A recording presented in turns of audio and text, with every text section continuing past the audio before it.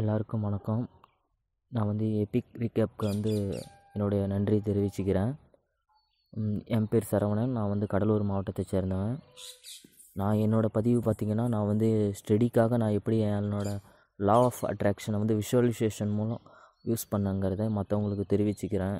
ஏன்னா எவ்வளோ ஸ்டூடெண்ட்ஸ் இப்போ படிக்காமல் அவங்களோட அரியரை வச்சுக்கிட்டு ரொம்ப கஷ்டப்படுறாங்க. அதனால் மன அழுத்தத்துக்கு தள்ளப்பட்டு அவங்க தற்கொலைக்கு போகிற அளவுக்கு போகிறாங்க. அவங்களுக்காக என்னுடைய லா ஆஃப் அட்ராக்ஷன் விஷுவலைசேஷனை அவங்களுக்கு நான் சொல்கிறேன், யூஸ் ஆகும்னு.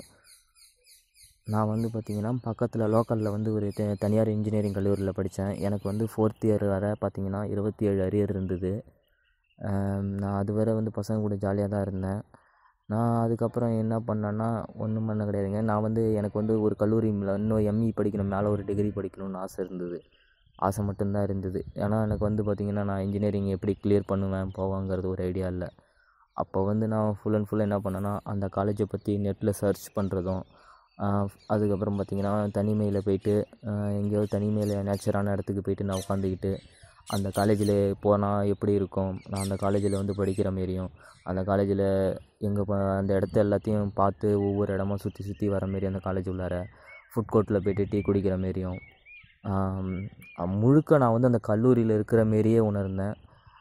அதேமாரியே அந்த இதில் நான் எனக்கு வேறு ஒரு திங்கிங் எதுவுமே கிடையாது. எனக்கு அந்த டைமில் டெய்லி நான் அந்த எஃபி யூஸ் பண்ணுற அளவை விட பார்த்திங்கன்னா, நான் அந்த கல்லூரியோட வெப்சைட்டை நான் யூஸ் பண்ணுவேன். அதில் யார் யார் டாப்பராக வந்திருக்கா, நான் அதேமாரி அந்த காலேஜோட ஃபோட்டோவை எடுத்து எங்கள் வீட்டில் ப்ரிண்ட் அவுட்டு ஒட்டி வச்சுக்கிட்டேன்.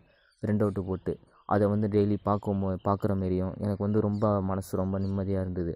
அதேமாரியே நான் லா ஆஃப் அட்ராக்ஷனில் விஷுவலைசேஷன் மூலம் என்னாலே நம்ப முடியல, எப்படியோ 27 அரியர் நான் கிளியர் பண்ணிவிட்டு திரும்ப டான்செட் எழுதுனேன். நான் டான்செட் எழுதி எனக்கு அந்த கல்லூரி கிடச்சிது. நான் இப்போ ஊட்டி சிஎஸ் இன்ஜினியரிங் காலேஜில் எம்இ செகண்ட் இயர் முடிக்க போகிறேன். எனக்கு இன்னும் ப்ராஜெக்ட் மட்டும்தான் இருக்குது.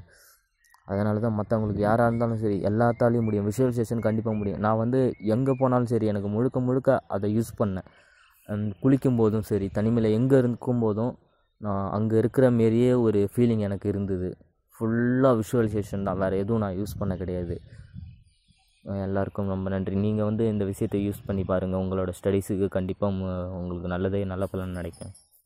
தன்னோட எண்ணங்கள் தான் வாழ்க்கையாகும்னு முழுசாக புரிஞ்சுக்கிட்டு ஈர்ப்பு விதியை முழுசாக நம்பி அதன் மூலமாக ஒரு விஷயத்தை உங்கள் லைஃப்பில் ஈர்க்கணும்னு முயற்சி பண்ணும்போது நமக்குள்ளே ஒரு தைரியம் வரும். அந்த தைரியத்தை உண்மையிலேயே அதை அனுபவிக்கும் போது மட்டும்தான் புரிஞ்சுக்க முடியும். காரணம் என்னென்னா, இப்போ நம்ம இந்த கேட்ட கதையில் அவர் ஒரு 20 இயர்ஸ்க்கு மேலே இருக்கிறதா சொல்லியிருந்தார். அதை அவர் முயற்சி பண்ணி கிளியர் பண்ணி அவருக்கு பிடிச்ச ஒரு காலேஜில் போய் ஜாயின் பண்ணதா சொன்னார். அவர் ஸ்டோரியில் ரொம்ப குயிக்காக முடிச்சிட்டாரு. அவர் எல்லாத்தையும் ஈஸியாக பண்ண மாதிரி நமக்கு தெரியும். ஒரு ஆழமான விஷயத்தை யோசிச்சு பார்க்கணும். அவரோட நிலையில் அன்னைக்கு இருந்த அவ்வளோ அரியர்ஸை கிளியர் பண்ணிவிட்டு தனக்கு பிடிச்ச ஒரு காலேஜில் என்ட்ரன்ஸ் எக்ஸாம் எழுதி பாஸ் பண்ணி அதுக்கப்புறமா போய் ஜாயின் பண்ணுறதுன்றது வெறும் எண்ணமாக வச்சுக்கிட்டு மட்டும் அவரால் செயல்பட்டுருக்க முடியாது. அந்தளவுக்கு அவர் அதை முழுசாக நம்பியிருக்கணும்.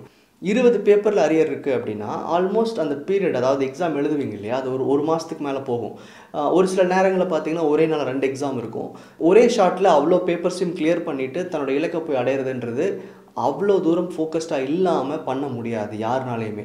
ஸோ அந்த பிலீஃப் சிஸ்டம் அப்படின்றது எவ்வளோ நாள் அவர் கேரி பண்ணாருன்றதை சொல்கிறது தான் நான் முயற்சி பண்ணுறேன். நமக்கு எப்போவுமே ஒரு விஷயத்தை நம்புகிறோம், நமக்கு அந்த விஷயம் வேணும் அப்படின்னா, இன்றைக்கி நான் என்ன நிலையில் இருக்கேன், இன்றைக்கி என்னால் எது முடியும், எனக்கு எது பாசிபிலிட்டின்ற ஒரு விஷனை விட்டுட்டு அதுலேருந்து வெளியே எனக்கு என்ன தேவை, அது எங்கே இருக்குதுன்னு மட்டும் பார்த்தீங்க அப்படின்னா, அது ஒரு எக்ஸாமாக இருக்கலாம், இல்லை வேறு எந்த ஒரு தடையாக கூட இருக்கலாம், அதை நீ ஈஸியாக கிராஸ் பண்ணி போயிட முடியும்.